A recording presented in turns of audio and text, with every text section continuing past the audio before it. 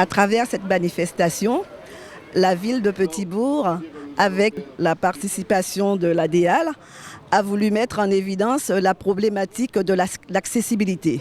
Cette action a 3 objectifs. Le premier, sensibiliser les acteurs socio-économiques de la ville afin qu'ils mettent aux normes l'accès dans leur établissement. Le deuxième objectif, avec la participation des personnes en situation de handicap, mettre en lumière les difficultés rencontrées sur la voie publique. Et ensuite, alerter nos décideurs politiques afin qu'ils mettent notre patrimoine communal accessible lui aussi à tous. Je tiens à remercier toutes les personnes qui ont participé. Et puis nous avons déambulé dans la ville.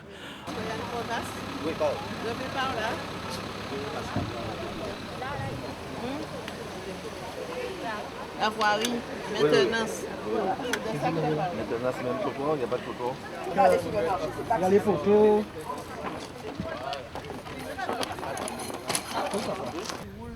Il ne respecte même pas la limitation de vitesse.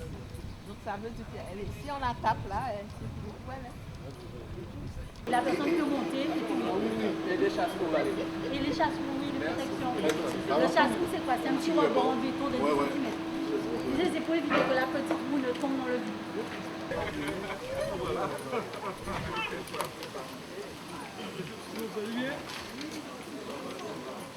Non, c'est vrai qu'on est obligé de prendre cette rue-là. On a voulu prendre vraiment cette rue-là pour bien montrer et mieux mettre en lumière que ce n'est pas du tout accessible. Au niveau de la mairie aussi, nous avons recensé les problématiques que peuvent rencontrer les personnes en situation de handicap. Et M. Elaric Silébert, qui est aveugle, donc qui nous a émis aussi des problèmes. Donc on va intégrer l'accessibilité dans notre manière de travailler au niveau de la ville et dans notre manière aussi de voir l'autre personne. Nous ne sommes pas à l'abri, ça peut nous arriver aussi. Donc l'idée, c'est vraiment d'intégrer les personnes pour que la ville de Petit-Bourg soit la vitrine auprès des autres collectivités, qu'on puisse s'appuyer sur nous aussi pour dire voilà, la ville de Petit-Bourg a fait, et donc nous, on peut faire aussi. Ce matin, c'est vrai que j'ai été conviée par l'élu responsable de l'accessibilité sur le territoire de Petit-Bourg.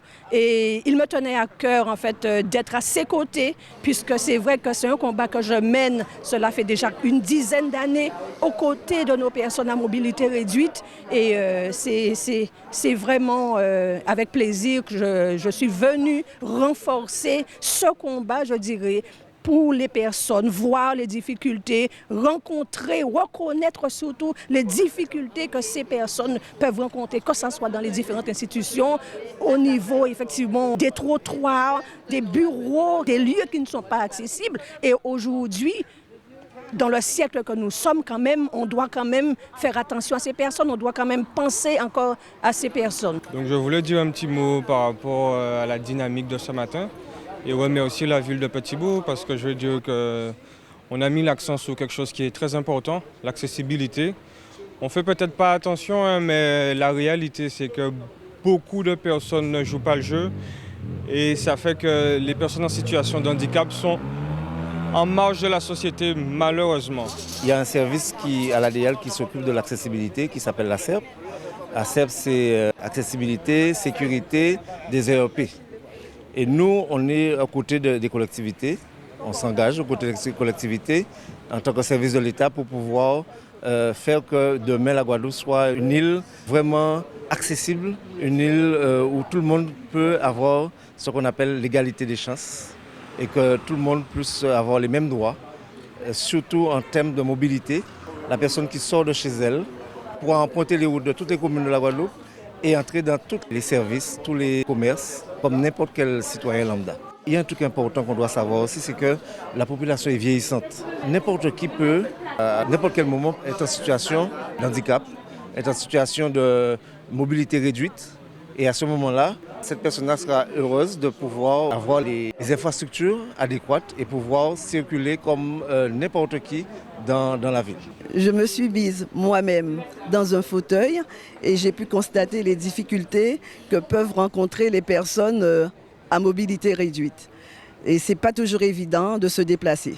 Et pour conclure, nous espérons que cette manifestation ait une suite et un suivi afin que nos projets se concrétisent.